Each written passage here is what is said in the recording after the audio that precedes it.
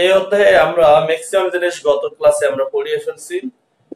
এখন শুধু আমাদের বাকি আছে এই 4টা পয়েন্ট আমরা একটু আলোচনা করি, সূত্রগুলো একটু আলোচনা করে আমরা অঙ্কে চলে যাব।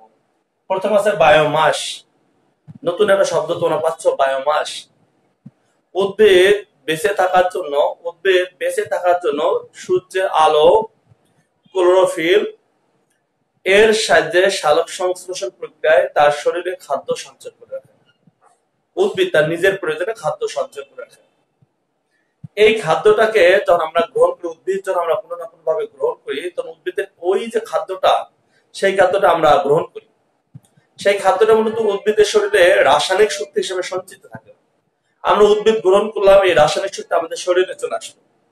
এই শক্তিটার নামে হচ্ছে বায়োমাস। এটা উদ্ভিদের শরীরের মধ্যে আছে। যে কোনো উদ্ভিদ যে শক্তি নিয়ে বেঁচে আছে সেটা হচ্ছে বায়োমাস। সেই শক্তিটা একটা রাসায়নিক শক্তি। যারা উদ্ভিদ আমরা যদি বেশি বেশি করে লাগাইতে পারি, তাহলে বায়োমাস বেশি বেশি করে পাবো। ফলে এই শক্তিটা হচ্ছে নবায়নযোগ্য শক্তি। কারণ এটা হঠাৎ করে শেষ হবে না, কারণ এটা তো উদ্ভিদ লাগাইলেই পাওয়া যাবে। এই কারণে বায়োমাস একটি নবায়নযোগ্য শক্তি। যত বেশি উদ্ভিদ লাগাবো, তত বেশি আমরা রাসায়নিক শক্তি পাবো। উদ্ভিদ তার নিজস্ব উপাদান ক্লোরোফিল এবং সূর্যালোক উপস্থিতিতে সালোক সংশ্লেষণ প্রক্রিয়ায় এই রাসায়নিক শক্তিটা উৎপন্ন করে এই উদ্ভিদ তার শরীরে সঞ্চিত করে রাখে। এই রাসায়নিক শক্তিটা আমরা অনায়াসে নিতে পারি, আমাদের নিজের খাদ্য হিসেবে নিতে পারি, আরো অনেক কাজে এই রাসায়নিক শক্তিটা আমরা ব্যবহার করতে পারি। এই শক্তিকে বলা হয়েছে বায়োমাস। এরপরে ভূতাপীয় শক্তি। ভূতাপীয়, ভূ মানে পৃথিবী, মাটির নিচে, অনেক নিচে এখনো অনেক তাপ সঞ্চিত আছে। তোমরা জানো এই ভূপৃষ্ঠকে 3টা অংশে ভাগ করা হয়েছে। তার মধ্যে সবচেয়ে নিচের অংশ নাম আছে কেন্দ্রমণ্ডল। কেন্দ্রমণ্ডলে এখন উত্তপ্ত জ্বলন্ত গলন্ত, যে জ্বলন্ত গলন্ত পদার্থ দিয়ে তৈরি, তারপরে ম্যাগমা। এই ম্যাগমা মাঝে মাঝে কেন্দ্রমণ্ডল থেকে উপরে দিকে উঠে আসার চেষ্টা করে। কখনো কখনো আগ্নেয়গিরির অগ্নুৎপাতের ফলে ভূপৃষ্ঠে চলেই আসে। এই যে ম্যাগমাটা উত্তপ্ত জ্বলন্ত গলন্ত পদার্থ, ব্যাপক তাপ শক্তি নিয়ে আছে। এই তাপ শক্তিটাকে আমরা কাজে লাগাইতে পারি। কিভাবে কাজে লাগাইতে পারি? এই ম্যাগমাটা যখন আস্তে আস্তে উপরে দিকে উঠে আসে, তখন ভূপৃষ্ঠের নিচে যে পানির লেয়ার আছে, এই পানির লেয়ারের কাছাকাছি সংস্পর্শে আসে, তখন পানির লেয়ারে পানিগুলো বাষ্প হয়ে যায়। এই ম্যাগমার সংস্পর্শে পানির লেয়ারে পানিগুলো বাষ্প হয়ে যায়। তো এই বাষ্পকে আমরা যদি বের করে নিয়ে আসি, বাষ্পটা সহজে উচ্চ চাপে বাষ্পটা ভূপৃষ্ঠে বের হয়ে আসবে। যদি আমরা কোনো যন্ত্রের সাথে, কোনো পাইপের সাহায্যে এই বাষ্পটাকে বের করে নিয়ে আসে, সেই বাষ্প যখন বের হয়ে আসবে, তখন এই বাষ্প চাপে টারবাইন ঘোরানো যাবে। আর টারবাইন যদি ঘুরে, তাহলে বিদ্যুৎ উৎপন্ন হবে। তার মানে ভূতাপীয় শক্তিটা, যে জ্বলন্ত ম্যাগমা আছে, যেটা যে এলাকাগুলোকে হটস্পট বলা হয়, ভূপৃষ্ঠের নিচে কিছু এলাকা হটস্পট বলা, হটস্পট মানে অনেক উত্তপ্ত। হটস্পটের তাপ শক্তিটা পানিকে জলীয়বাষ্প পরিণত করতেছে। সেই জলীয়বাষ্প সহজে যখন উপরে উঠে আসতেছে, সেই সহজে উপরে উঠে আসার মুখে একটা টারবাইন বা চাকা বসিয়ে দেওয়া হয়েছে। টারবাইন বা চাকাটা যখন এই জলীয়বাষ্পের প্রভাবে ঘুরবে, তখন বিদ্যুৎ উৎপন্ন হবে। তাহলে আমরা এই তাপ শক্তিটা বিদ্যুৎ শক্তিতে রূপান্তরিত হচ্ছে। এইভাবে আমরা ভূমির নিচে যে জ্বলন্ত উত্তপ্ত যে ব্যাপক তাপ শক্তি সঞ্চিত আছে, সেই তাপ শক্তিকে বলা হয়েছে ভূতাপীয় শক্তি। পৃথিবীর বড় বড় দেশ, যারা উন্নত দেশ, তারা এখন ভূতাপীয় শক্তির দিকে বেশি ঝুঁকতেছে। যে বাইরের শক্তি তো শেষ হয়ে যাবে, কিন্তু ভূতাপীয় শক্তির ব্যাপক শক্তি এখনো সঞ্চিত আছে। সেই শক্তিটার দিকে পৃথিবীর বড় বড় দেশগুলো, যারা ডেভেলপ কান্ট্রি, তারা ভূতাপীয় শক্তির দিকে এখন ঝুঁকে যাচ্ছে। আমাদের ভূতাপীয় শক্তি বের করে নিয়ে আসতে হবে। এরপর আছে বায়োফুয়েল। ব্রাজিল বায়োফুয়েলে একটা উৎকৃষ্ট উদাহরণ হিসেবে দাঁড়িয়েছে সারা বিশ্বের জন্য। বায়োফুয়েল জিনিসটা কি? আমরা যে খাদ্য সামগ্রীগুলো খাই, খাদ্য সামগ্রী, যে কোনো খাদ্য, সেই খাদ্যগুলোকে কিন্তু বিভিন্ন ফার্মেন্টেশন প্রক্রিয়া, ফার্মেন্টেশন মানে গাজন, মানে যেটা বাংলা বলে পচিয়ে, ফার্মেন্টেশন প্রক্রিয়া অ্যালকোহল তৈরি করা যায়। অ্যালকোহল একটা হচ্ছে জ্বালানি, একটা শক্তি। তাহলে যে কোনো উদ্ভিদ থেকে আমরা অ্যালকোহল তৈরি করতে পারবো। সেটা ফল থেকে তৈরি করতে পারবো, গাছের লতা পাতা থেকে তৈরি করতে পারবো, আলু থেকে তৈরি করতে পারবো। এই ফার্মেন্টেশন প্রক্রিয়া যে অ্যালকোহল তৈরি করলাম, অ্যালকোহলটা একটা জ্বালানি, সেটা আমরা শক্তি হিসেবে পরবর্তীতে যে কোনো কাজে ব্যবহার করতে পারি। সেটা গাড়িতে ব্যবহার করতে পারি, জ্বালানি হিসেবে ব্যবহার করতে পারি। ব্রাজিল যেটা করেছে, সে হচ্ছে অ্যালকোহল তৈরি করতেছে, সেই অ্যালকোহলের সাথে পেট্রোল মিশিয়ে তারা জ্বালানি হিসেবে গাড়িতে ব্যবহার করতেছে। 20% অ্যালকোহল, 80% পেট্রোল। তার মানে কি 20% পেট্রোল সেভ হয়ে গেল। সেই পেট্রোলের সাথে তারা অ্যালকোহল মিশাচ্ছে। অ্যালকোহলটা তৈরি করতেছে কোথা থেকে? এই উদ্ভিদ থেকে অ্যালকোহলটা তৈরি করতেছে। উদ্ভিদের ফল মূল, গাছের বাকল বা অন্যান্য সামগ্রী থেকে তারা ফার্মেন্টেশন প্রক্রিয়া অ্যালকোহল তৈরি করতেছে, সেই অ্যালকোহলটাকে জ্বালানি হিসেবে ব্যবহার করতেছে, সেই জ্বালানিকে বলা হয়েছে বায়োফুয়েল। এটা একটা নবায়নযোগ্য শক্তি, যেহেতু উদ্ভিদ আজীবন লাগানো সম্ভব, উদ্ভিদ যতদিন থাকবে ততদিন আমরা এই শক্তি পেতেই পারি, তাই এটা একটা নবায়নযোগ্য শক্তি। এখন প্রশ্ন হচ্ছে নবায়নযোগ্য শক্তি কাকে বলে? যে শক্তির উৎস শেষ হয় না, বারবার ব্যবহার করা যায়, সেই শক্তি বলা হয় নবায়নযোগ্য শক্তি। যে সৌরশক্তি একটা নবায়নযোগ্য শক্তি, কারণ সৌরশক্তি শেষ হচ্ছে না, আমরা আজীবন সৌরশক্তি ব্যবহার করতে পারি, এটা একটা নবায়নযোগ্য শক্তি। যে শক্তিগুলো আমরা সব বারবার ব্যবহার করতে পারতেছি, যে শক্তিগুলোর উৎস শেষ হচ্ছে না, সেগুলোকে বলা হয় নবায়নযোগ্য শক্তি। আর অনবায়নযোগ্য শক্তি যেগুলো শক্তি শেষ হয়ে যেতে পারে, যে মাটির নিচে পেট্রোল আছে, তেল আছে, তারপরে কয়লা আছে, এগুলো একসময় শেষ হয়ে যেতে পারে, তাহলে এগুলো অনবায়নযোগ্য শক্তি। আর যেগুলো শেষ হচ্ছে না, আজীবন থাকতেছে, সেগুলো হচ্ছে নবায়নযোগ্য শক্তি। আমরা এই তিনটা নবায়নযোগ্য শক্তির কথা বলেছি, তোমাদের বইয়ে এই তিনটা সম্বন্ধে আলোচনা আছে। বায়োমাস, ভূতাপীয় শক্তি বা ভূতাপীয় শক্তি, তারপরে আছে বায়োফুয়েল, এই জিনিসগুলো তোমাদের বইয়ে আলোচনা আছে। এরপরে আমরা সূত্রে চলে যাই, সূত্রগুলো আমরা অলরেডি তোমাদের পড়িয়ে ফেলেছি। এখন সূত্রগুলো আমরা আলোচনা করি। W ইকুয়াল Fs, কাজ নির্ণয় সূত্র। W ইকুয়াল Fs, এটা হচ্ছে কাজ নির্ণয় সূত্র। W equal Ms, F equal Ms, সেই হিসেবে W ইকুয়াল Ms, এটাও কাজ নির্ণয় সূত্র। W equal Fs cos theta, এটা হচ্ছে কাজ নির্ণয় সূত্র।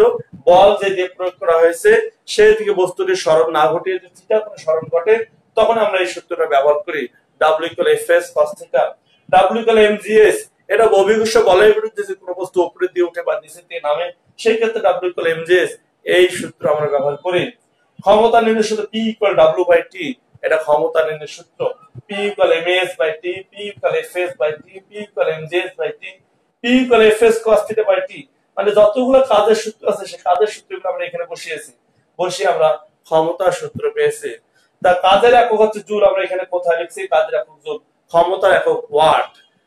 জুলে বড় আছে kilo joule, 1000 জুলে 1 kilo joule. Mega joule থাকতে পারে, 10 টু দি পাওয়ার 6 জুল সমান মেগা জুল। ক্ষমতার একক ওয়াট, ওয়াটের বড় আছে কিলোওয়াট, কিলোওয়াটের বড় আছে মেগাওয়াট। এছাড়া ক্ষমতার আরেকটা খুব গুরুত্বপূর্ণ একক আছে, সেটা হর্স পাওয়ার। 746 ওয়াট সমান 1 হর্স পাওয়ার, সেটা আমরা সেদিন লিখে দিয়েছিলাম। 746 ওয়াট সমান 1 হর্স পাওয়ার, সেটা আমরা এর আগের ক্লাসে আমরা বলেছিলাম, সেটা তোমাকে কোটেশন করে রাখতে হবে, আমাদের অঙ্কে লাগবে। 746 ওয়াট সমান 1 হর্স পাওয়ার। এরপরে এই সূত্রে F ইকুয়াল cos থিটা, এখানে আমাদের প্রশ্ন এসেছিল থিটা মান যদি 0 ডিগ্রি হয় তাহলে সর্বোচ্চ কাজ পাওয়া যায়। কখন সর্বোচ্চ কাজ পাওয়া যায়? নৈমিত্তিক হিসাবে এসেছিল। থিটা ইকুয়াল 0 ডিগ্রি হলে সর্বোচ্চ কাজ, থিটা ইকুয়াল 180 ডিগ্রি হলে সর্বনিম্ন কাজ, আর থিটা ইকুয়াল 90 ডিগ্রি হলে কাজের মান হয় 0। এরপরে তোমাদের আছে ইপি ইকুয়াল mgs, এটা হচ্ছে বিভব শক্তি নির্ণয়ের সূত্র। ইপি ইকুয়াল mgs আমরা সেদিন দেখিয়েছিলাম। ইপি ইকুয়াল mgs, এখান থেকে আমরা বলেছিলাম ইপি সমানুপাতিক h, অর্থাৎ বিভব শক্তি উচ্চতার সমানুপাতিক। উচ্চতা বেশি, বিভব শক্তি বেশি। উচ্চতা কম, বিভব শক্তি কম। উচ্চতা 0, বিভব শক্তি 0। এরপরে ইকে ইকুয়াল হাফ mv স্কয়ার, এটা গতি শক্তির নির্ণয় সূত্র। আর যদি স্থির বস্তুর উপর বল প্রয়োগ করা হয় তাহলে এই সূত্র ব্যবহার করা হয়, E K equal half mv square. আর যদি কোন বস্তু আদিবেগ থাকে, আদিবেগ থাকা অবস্থায় যে বল প্রয়োগ করা হয়, সেই ক্ষেত্রে যদি গতি শক্তি বের করতে হয় তাহলে এই সূত্র ইউজ করা হয়, E K equal half mv square minus half mu square. V হচ্ছে শেষ বেগ, ইউ হচ্ছে আদিবেগ।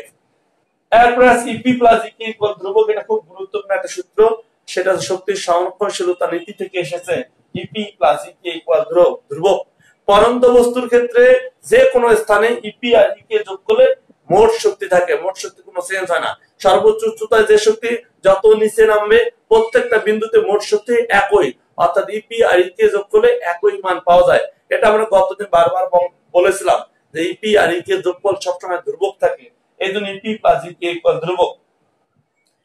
এরপরে আমরা 14 নম্বরে চলে গেছি, F ইকুয়াল kx, এটা স্প্রিং এর শক্তি, স্প্রিং এর বল নির্ণয় সূত্র। F ইকুয়াল kx, আমরা স্প্রিং এর জিনিসটা এর আগের ক্লাসগুলোতে পড়িয়েছি। F ইকুয়াল kx, এই স্প্রিং এর কাজ বা শক্তি নির্ণয় সূত্র W equal half kx square, এটা স্প্রিং এর কাজ নির্ণয় সূত্র। এছাড়া আইনস্টাইনের বিখ্যাত সূত্র আছে E = mc স্কয়ার। এটা আমরা গতদিন বলেছিলাম যে বস্তুর যে কোনো বস্তু ভরকে c হচ্ছে আলোর বেগের মান হচ্ছে 3 × 10⁸ মিটার পার সেকেন্ড। এই 3 × 10⁸ মিটার পার সেকেন্ডের বর্গ করে কোনো বস্তুকে যদি গতিশীল করা হয় তো বস্তুটা ভরটা শক্তিতে রূপান্তরিত হয়। এটা হচ্ছে ভর আর শক্তির সম্পর্ক। এটা আইনস্টাইনের সেই বিখ্যাত সূত্র E = mc স্কয়ার। এছাড়া এখানে একটা লাইন দেওয়া আছে 1 মেগা ইলেকট্রোভোল্ট সমান কত জুল, 1.6 × 10⁻³ জুল। এটা আমাদের কোনো জায়গায় নৈর্ব্যক্তিক হিসাবে এসেছে এবং আমাদের লাগে, তাই আমরা দিয়ে দিয়েছি। 1 কিলোওয়াট ঘন্টা, আমরা কিলোওয়াট ঘন্টা সম্বন্ধে এর আগের ক্লাসগুলোতে বলেছিলাম যে কাজের আরেকটা একক হচ্ছে কিলোওয়াট ঘন্টা বা ইউনিট। এটা শুধু বিদ্যুৎ বিলের ক্ষেত্রেই ব্যবহার করা হয়। কিলোওয়াট ঘন্টা বা ইউনিট, তাদের বাসায় ইলেকট্রিসিটি কারেন্টের বিল থাকে, কারেন্টের বিল থাকলে ওখানে দেখবা যে কিলোওয়াট ঘন্টা বা ইউনিট আছে, বাংলা লেখা আছে কি ঘ বা ইউনিট।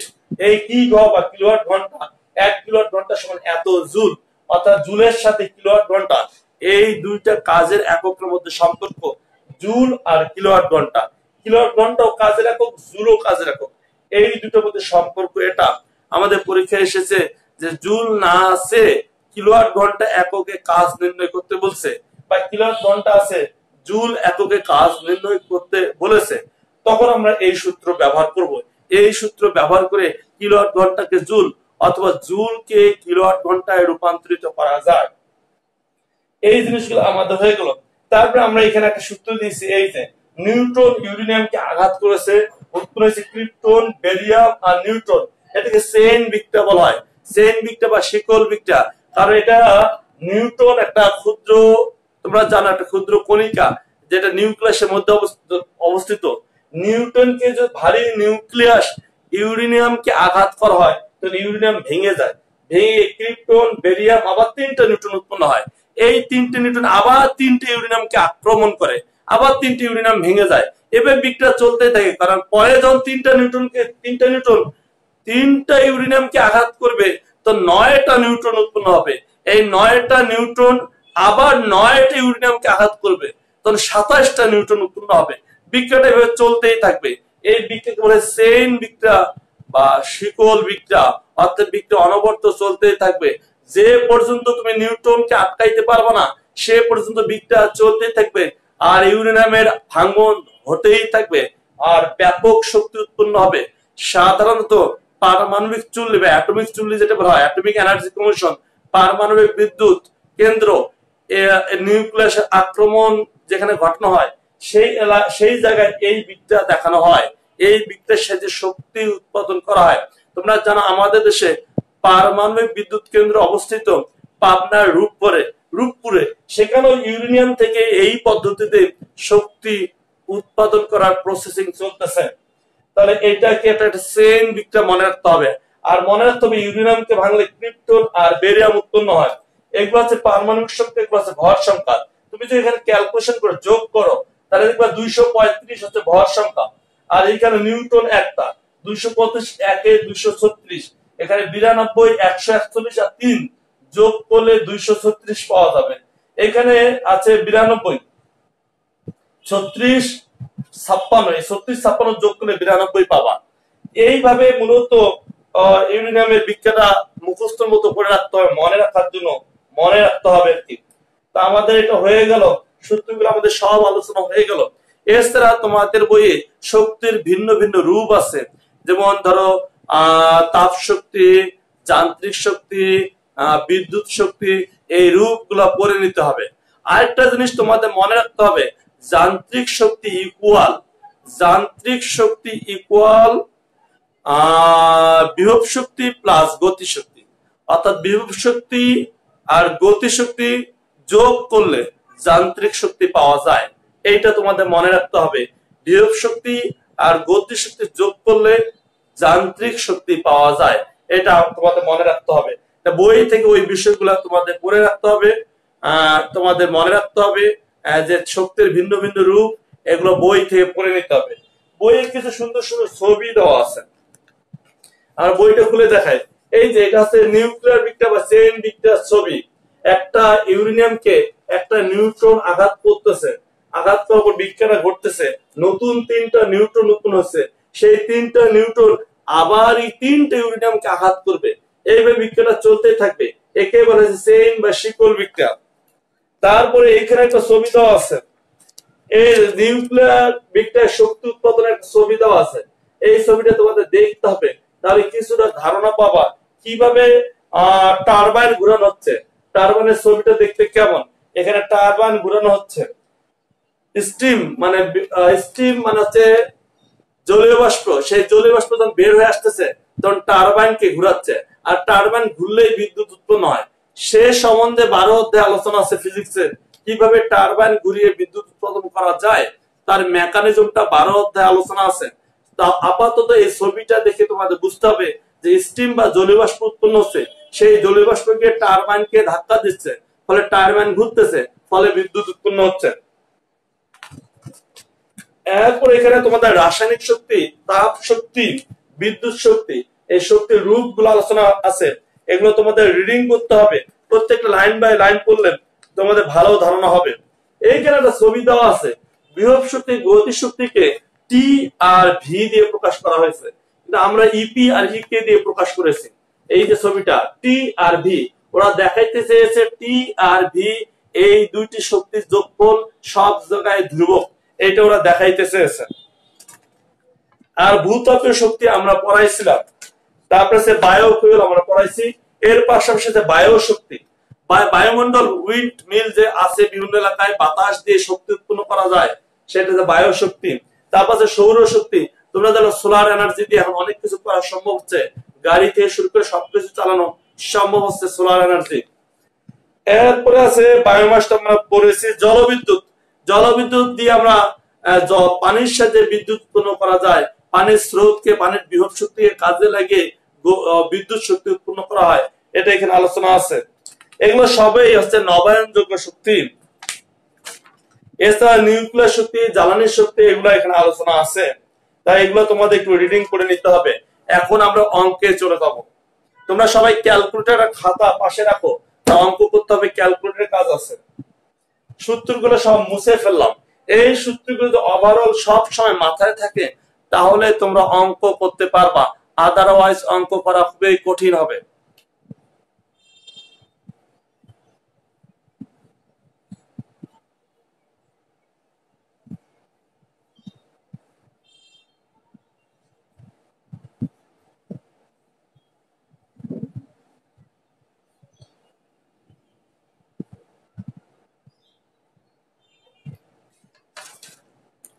প্রথম অঙ্ক আমরা ছোট ছোট অঙ্ক করাবো, তারপরে আস্তে আস্তে বড় অঙ্কে যাব।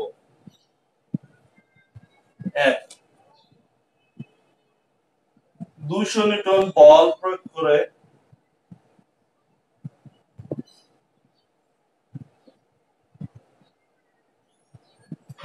একটি বস্তুকে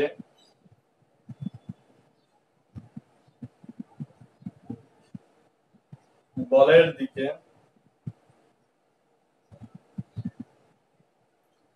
10 মিটার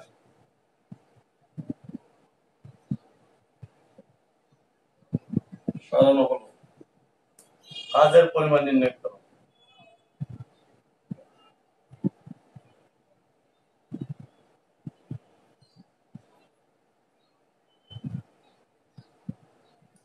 ওকে, অঙ্কটা করে ফেলো, আমরা দেখি কে আগে করতে পারে। জুল আসছে না, কাজ W ইকুয়াল Fs, এটা আমাদের সূত্র। এ হচ্ছে 200 নিউটন, এস সরণ হচ্ছে 10 মিটার, আসলো 2000 জুল। গুড, একটা অঙ্ক হয়ে গেল, পরের অঙ্কে চলে যাই। সহজ সহজ অঙ্ক শুরু করি, তারপরে কঠিন অঙ্কে যাচ্ছি।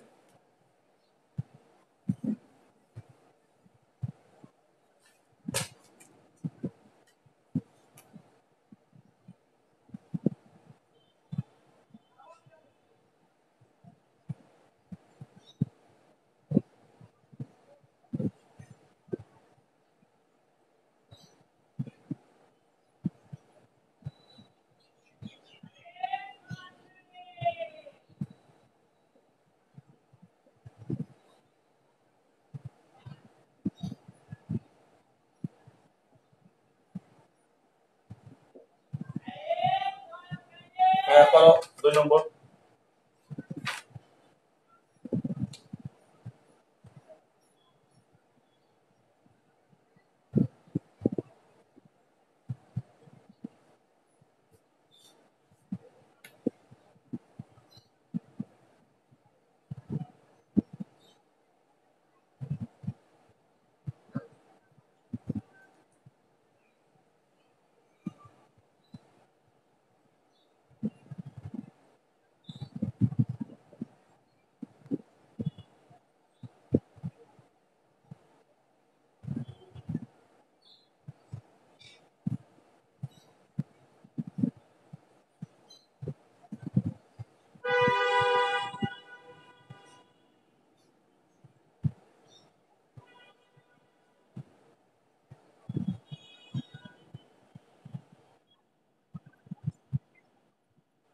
চল্লিশ হাজার 100 যোগ কাজ W equal MGS,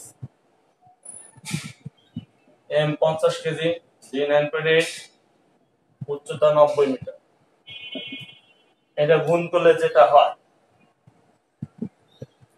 50 into 9.8 into 90, 40,100।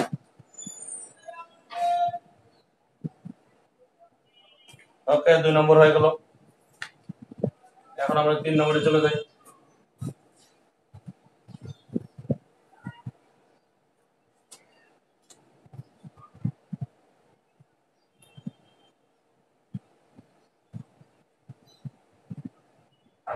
চল্লিশ কেজি ভরের একটি বালক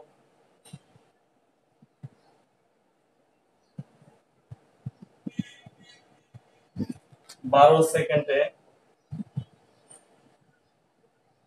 6 মিটার উঁচু সিঁড়ি অতিক্রম করলে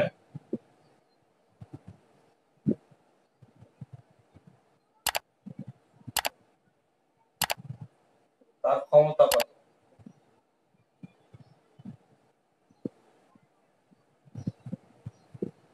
খরচ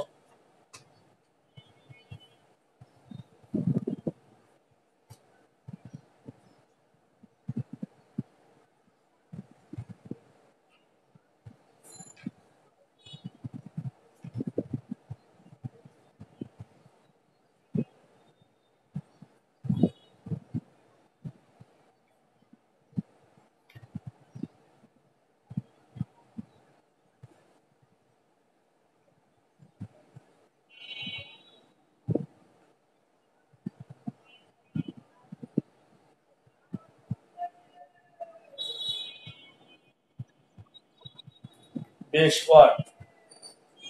ক্ষমতা P equal W by T, W equal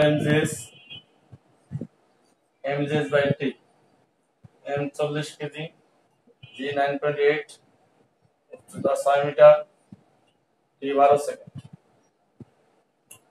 এটা ক্যালকুলেশন করতে হবে। ক্যালকুলেশন করলে যেটা হয় 40 ইন্টু 9.8 ইন্টু 6 ভাগ 12।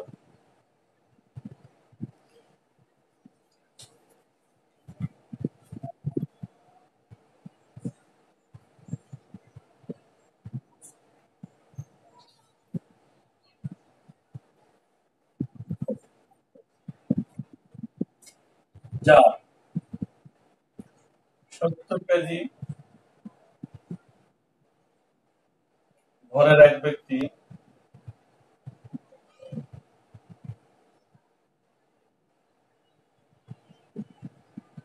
200 মিটার উঁচু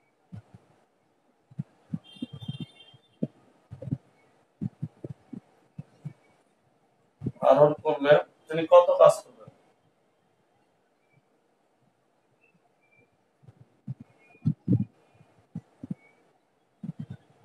করাটা সামান তাপের বাদ পড়ে গেছিল।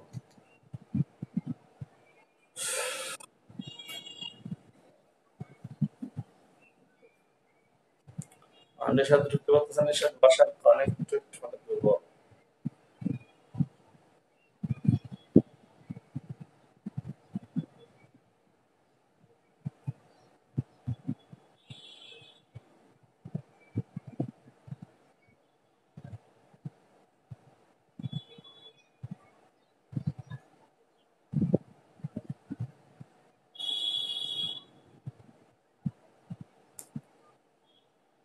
হয়েছে?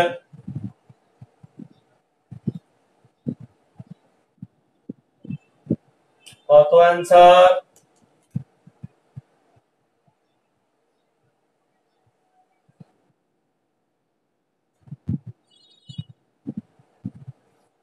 আচ্ছা দেখে, W equal M G S, M 70 KG, G 9.8, উচ্চতা 200 মিটার। এটা ক্যালকুলেশন করলে কাজ পাবা, কাজ বের করতে বলেছে।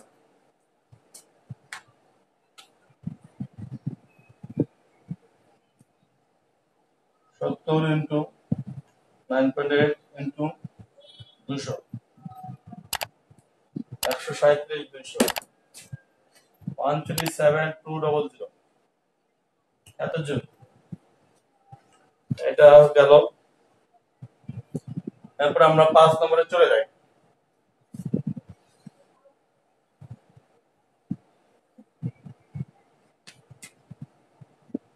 5 নম্বর, 70 কেজি ভরে একজন দৌড়বিদ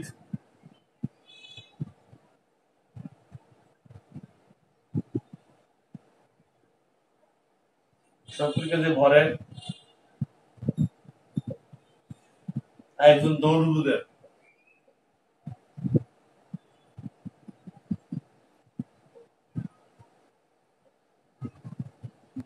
গতিশক্তি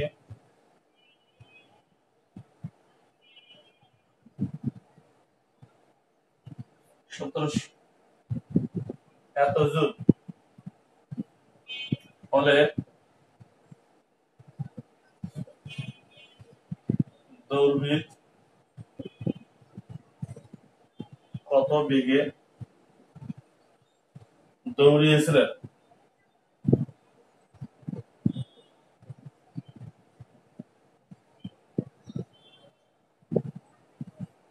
করো, কত বেগে দৌড়িয়েছে?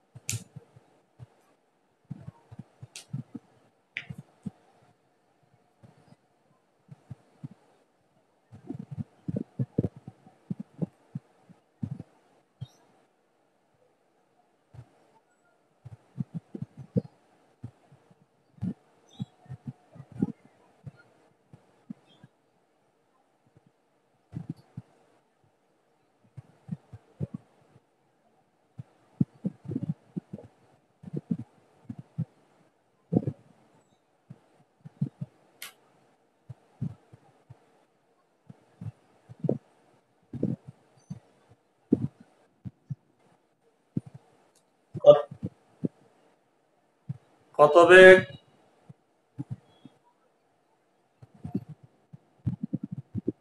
7 মিটার পার সেকেন্ড।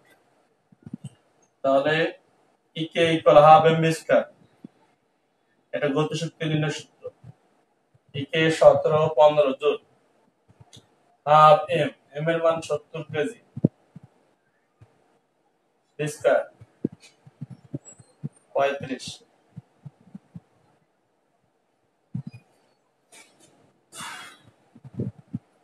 এখন আমাদের এখান থেকে ভি বের করতে হবে।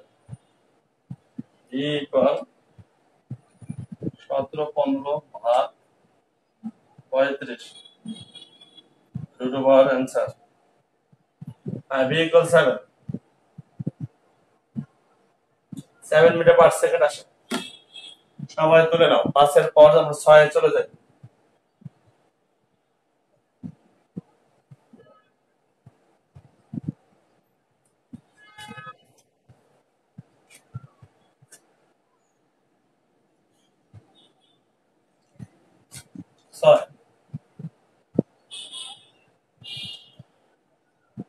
একটি 10 নিউটন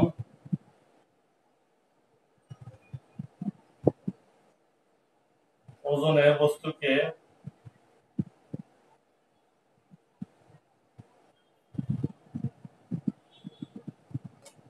5 মিটার উচ্চতা ওঠানোর জন্য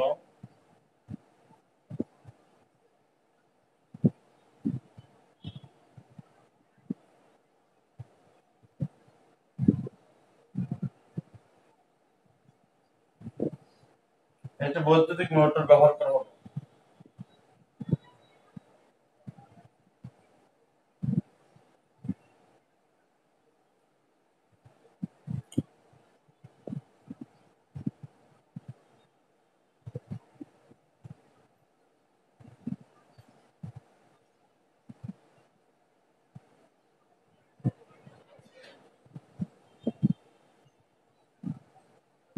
এটি পাঁচশো তড়িৎ শক্তি ব্যবহার করে।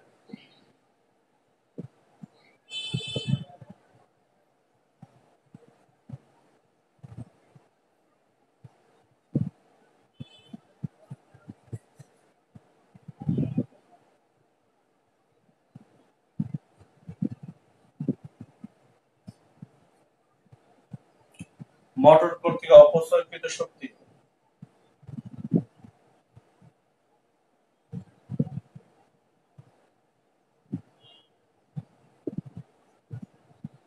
অপচয়কৃত শক্তির পরিমাণ কত?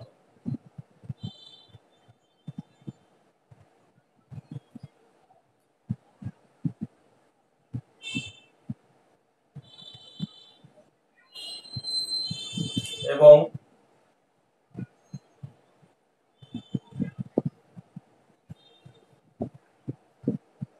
মোটরের কর্মদক্ষতা।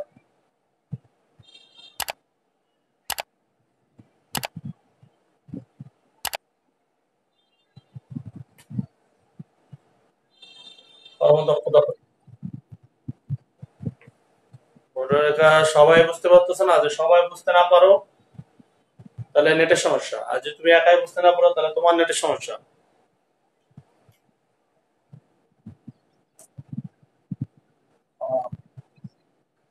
ব্যবসা তাহলে নেট নেট মনে হয় নেট কানেকশন দুর্বল হয়ে গেছে। হ্যাঁ, এরপরে বড় করে লিখবো। এখন দেখো এরপরে একটা বড় করে লিখবো। 12টার পর থেকে একটু নেটের সমস্যা। 12টা থেকে 2টা এই টাইমটা তো নেটের সমস্যা একটু।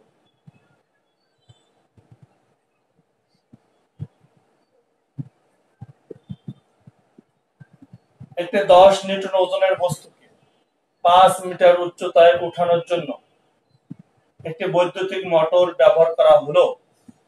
এটি 65 জুল তড়িৎ শক্তি ব্যবহার করে। মোটর কর্তৃক অপচয়কৃত শক্তির পরিমাণ কত? মোটরের কর্মদক্ষতা কত? এই হচ্ছে আমাদের প্রশ্ন। না করলে আমরা করে দেব। অপচয়কৃত শক্তি বের করতে বলছে।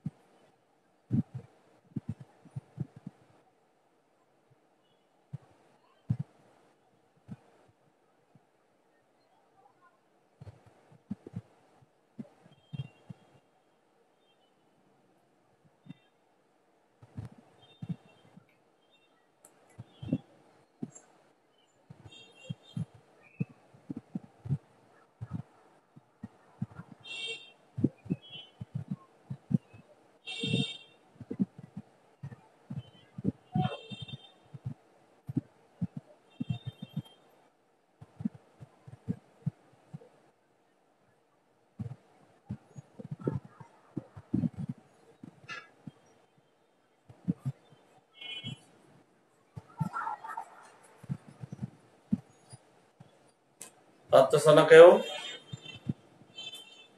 আচ্ছা, আমি করে দেই। বৈদ্যুতিক মোটর এত নিউটন ওজনের বস্তুকে 5 মিটার উচ্চতায় তুলেছে। তাহলে কৃত কাজ বা লব্ধ কার্যকর শক্তি বের করে ফেলি। লব্ধ কার্যকর শক্তি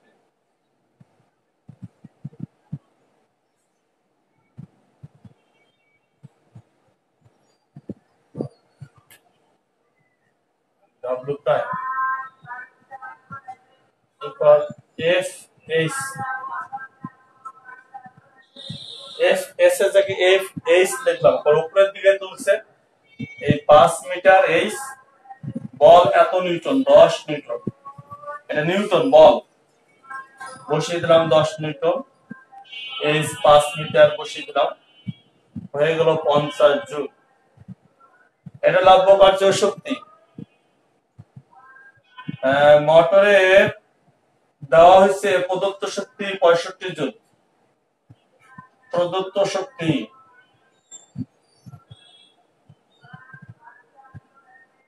W equal 65 জুল। অতএব অপচয়কৃত শক্তি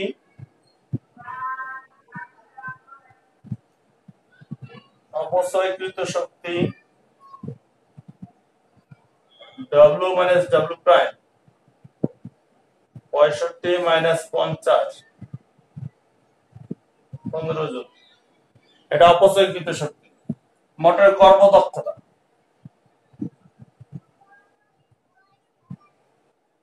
কর্মদক্ষতা এটা ইকুয়াল, আমরা যে সূত্র তালিকায় দিছিলাম সেখানে মনে কর্মদক্ষতা সূত্রটা লিখি নাই, মনে হলো এখন আমরা এর আগের ক্লাসগুলোতে করিয়েছি, কিন্তু এখানে ভুলে গেছিলাম। কর্মদক্ষতা সূত্র আমরা গত ক্লাসে করিয়েছিলাম,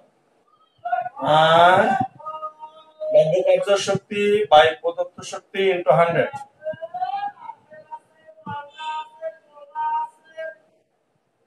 তাহলে এটা হচ্ছে লব্ধ কার্য শক্তি 50 জুল, প্রদত্ত শক্তি 65 জুল ইনটু 100।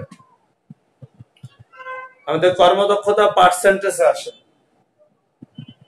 এর ক্যালকুলেশন করলে যে পার্সেন্টেজটা আসবে সেটা হচ্ছে কর্মদক্ষতা। তাহলে ক্যালকুলেশন করে দেখি, 50 বা 65 ইনটু 100, 76.92।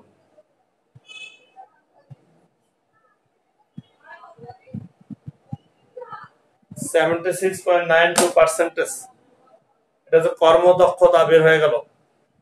লব্ধ কার্যকর শক্তি বাই প্রদত্ত শক্তি ইনটু 100। কর্মদক্ষতার আমরা দুটো সূত্র গতদিন দিয়েছিলাম, এটা একটা সূত্র, আর একটা হচ্ছে লব্ধ কার্যের ক্ষমতা বাই প্রদত্ত ক্ষমতা ইনটু 100। এটা লব্ধ কার্য শক্তি বাই প্রদত্ত শক্তি ইনটু 100। এই কর্মদক্ষতা এফিসিয়েন্সি, কর্মদক্ষতা সবসময় শতকরায় প্রকাশ করা থাকে।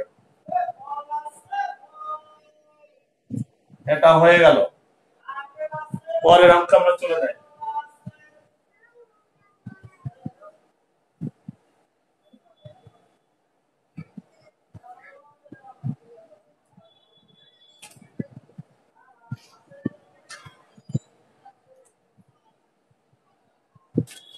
পরের অঙ্ক 7। 35 কেজি ভরের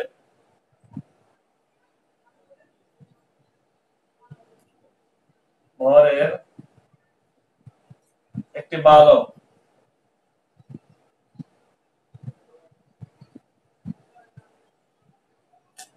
20 সেন্টিমিটার উঁচু,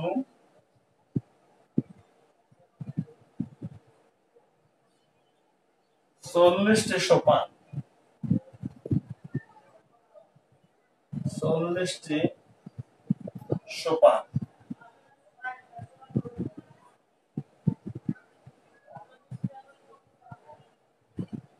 5 সেকেন্ডে উঠতে পারে।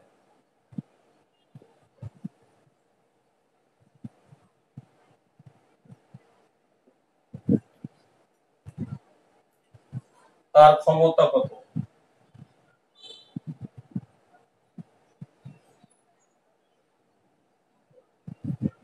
ওকে, 7 নম্বর করো, তার ক্ষমতাটা বের করে ফেলো।